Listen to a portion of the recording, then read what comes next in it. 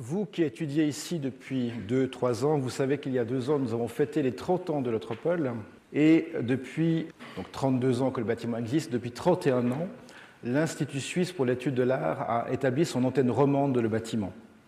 Et pour célébrer ce double anniversaire un tout petit peu décalé, et que nous fêtons lors des 32 ans de l'Anthropole et des 31 ans de l'ISEA dans nos murs, l'ISEA a souhaité nous offrir un cadeau assez particulier, cadeau que va nous présenter Madame Sarah Burkhalter, docteur en histoire de l'art et directrice de l'antenne romande de l'Institut suisse pour l'étude de l'art.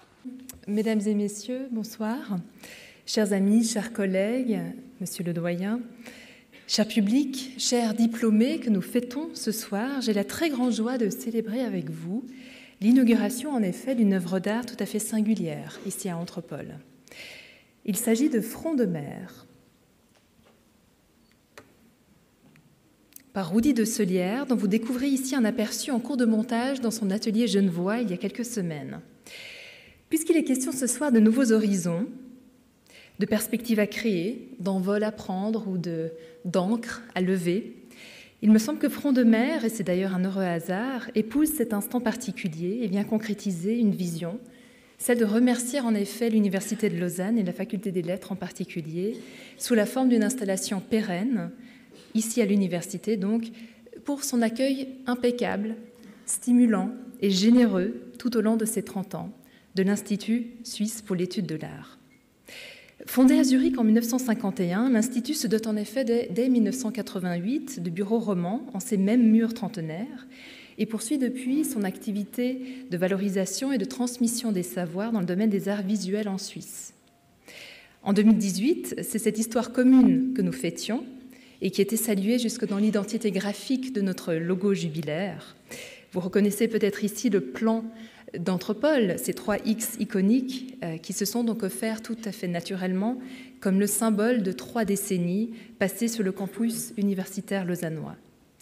Ce temps aura été propice à l'établissement de compétences de portée nationale et internationale en matière de recherche en histoire de l'art, de publication de références, de documentation et de fonds d'archives, de rédaction de notices biographiques d'artistes suisses, de rencontres scientifiques, de symposiums et d'autres colloques, et de relais vers nos collègues zurichois pour l'expertise et l'estimation d'œuvres d'art, ainsi que de restauration et d'analyse technologique.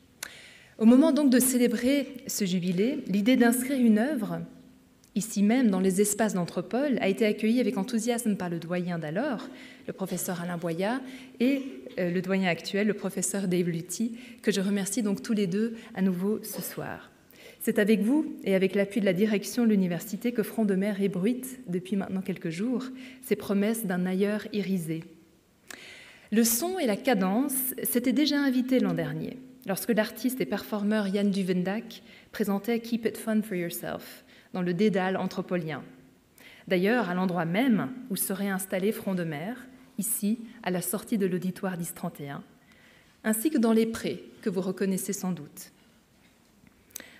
Le site d'une œuvre d'art, qu'elle soit vivante ou sculpturale, détermine sa facture, sa forme, sa durée, son écho. Et l'habitat naturel est une donnée qu'explore tout particulièrement, jamais sans se lasser ni nous lasser, Rudy de Solière.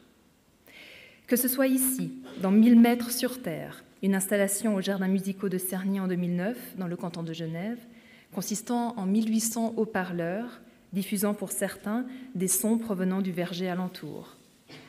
Ou ici, dans Sea Level, 2011, où un paysage sonore était créé sur les coteaux de baie, là aussi à partir de haut-parleurs piezo montés sur des tiges d'acier. À l'abbatiale de Bellelay, en 2012, ce sont 1122 fils de cuivre, très exactement, qui étaient suspendus dans la nef centrale et qui répondaient toutes les 15 minutes à l'accord d'un orgue. Et plus récemment, à l'église Saint-François de Lausanne, en 2014, nous avons pu nous arrêter dans un jardin suspendu où des feuilles de magnolia frôlaient les sols de l'édifice, amplifiant les sons produits par les aimants qui les traversaient. Son œuvre est donc tout entière traversée par l'écoute. Et cette qualité rare, éminemment précieuse, présente avant tout chez l'artiste lui-même, a convaincu le jury de notre projet Art on Campus, à l'unanimité. Avant de vous convier dans l'atelier de Rudy de Solière, qui regrette de ne pouvoir être avec nous ce soir parce qu'il est en production au Théâtre de Vidy, je tiens à remercier les membres du jury. Le professeur Philippe Quesnel, professeur associé en histoire de l'art de la période contemporaine ici à l'Université de Lausanne, le professeur Dave Luty, qui a également assuré la fonction de président ad intérim, la docteure Federica Martini, responsable de la filière master en arts visuels à l'école de design et la Haute École d'Art du Valais à Sierre, monsieur Ruben Merino, chef du domaine planification et projet à l'Université de Lausanne, la docteure Déborah Philippe, vice-rectrice et responsable carrière et société, ici également à l'Université de Lausanne. J'aimerais remercier mes collègues aussi à l'antenne romande de l'ISEA, qui ont veillé à la bonne conduite administrative de ce projet, mesdames Caroline Anderès et Pascal Schlageter, ainsi que monsieur Philippe Hitz, qui a réalisé l'entretien filmé que nous nous apprêtons à regarder.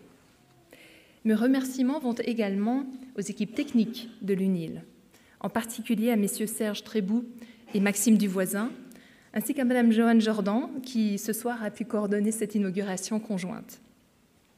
La concrétisation, enfin, de la vision dont je vous parlais tout à l'heure doit également beaucoup au soutien de Art Visuel Vaud, dont je remercie monsieur Laurent Gollet, qui en est le président. Sans plus attendre, et avec une gratitude infinie, je vous propose d'écouter maintenant ce que Rudy de Solière voit dans l'horizon iridescent qui s'offre désormais à nous.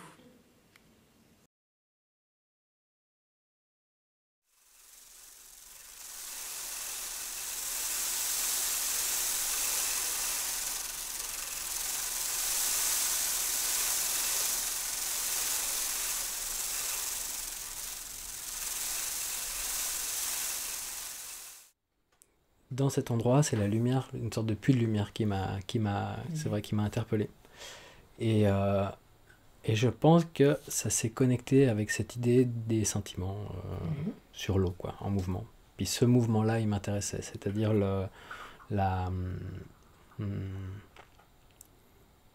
l'aléatoire, en quelque sorte, de ces points de lumière qui viennent briller dans les yeux. Et par conséquent, c'est un peu comme ça que l'idée des flip dots, qui était une technique que j'avais déjà envisagée auparavant, hein, qui a pas été, que j'avais jamais mis en œuvre, mais disons c'est quelque chose que j'avais déjà expérimenté avant ça. Et du coup, l'idée de ces petits flip dots, d'un côté noir mat et de l'autre argenté, m'est venue, quoi, comme étant des réflecteurs de la lumière qui pénètre dans le bâtiment à cet endroit-là, hein, puisqu'elle pénètre pas absolument partout. Ce que j'aime beaucoup dans ce système-là, dans ce système de flip dot, c'est qu'on peut s'approcher et voir justement ce quadrillage de points qui s'agitent. On peut les voir comme des points qui sont organisés en lignes, par centaines, par milliers en fait, et qui vont eux-mêmes s'agiter.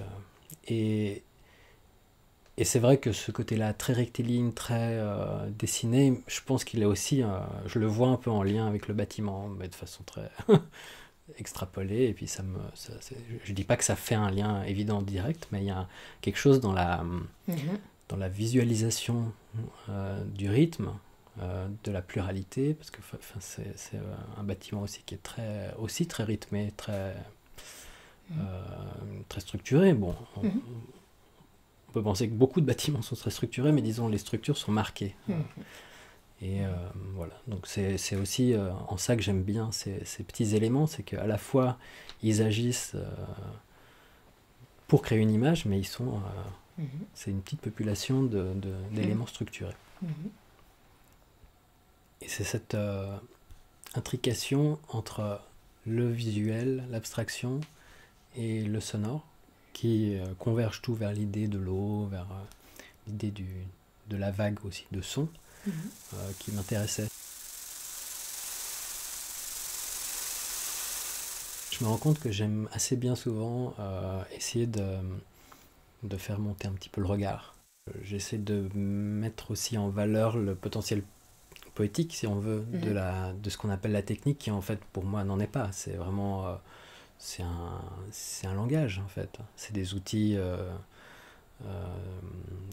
qui permettent d'exprimer des choses, et c'est vrai que la la rencontre des éléments très naturels, même si c'est un mot un peu compliqué, mais comme les feuilles ou l'eau ou les branches, avec des éléments qui sont soi-disant très techniques, bah, elle m'intéresse justement pour essayer de les confronter, puis voir quelles sont leurs porosités, puis en fait, pourquoi justement on les oppose tellement, enfin est-ce qu'on les oppose encore d'ailleurs. C'est une limite qui est assez fine, puis en fait c'est cet endroit-là de la limite entre le super technique et le super organique qui m'intéresse, puis essayer de les rendre perméables, proches, et puis en créant des allers-retours entre les deux. Mais j'aime bien quand la technique elle est aussi visible en quelque sorte, d'une certaine manière, enfin que c'est des objets concrètement élaborés, mais sans non plus voilà, sans non plus que ce soit trop poussé, mais que ce soit en fait relativement rudimentaire. Mais c'est souvent très simplement du courant qui passe dans un fil de cuivre, un aimant, et puis une sorte de membrane, et ce qui est en plus aussi le cas là, quelque part. C'est vraiment chaque petit point est en fait un aimant. Moi j'aime bien les ramener à la vue, c'est pour ça que finalement l'écran est très imprécis, enfin très basse résolution comme je disais tout à l'heure, mais par conséquent on voit les points, puis on peut s'attarder aux points, puis ça m'intéresse toujours, de pouvoir regarder les éléments de la population qui créent aussi la population. Il faut quand même dire que c'est toujours les lieux qui créent beaucoup l'objet finalement, parce que c'est souvent une réponse à un lieu. Et moi ce qui m'intéresse c'est ce moment-là où tout d'un coup on doit synchroniser avec la durée, puisque pour comprendre en fait le déroulement d'une narration sonore, quelle qu'elle soit, bah, y a une durée. Et on n'est plus vraiment maître, comme on peut l'être par rapport à une image fixe. On n'est plus vraiment maître du temps à ce moment-là. Puis ça c'est un aspect qui m'intéresse beaucoup. Ouais. C'est suivre la vitesse du temps du sonore, quoi.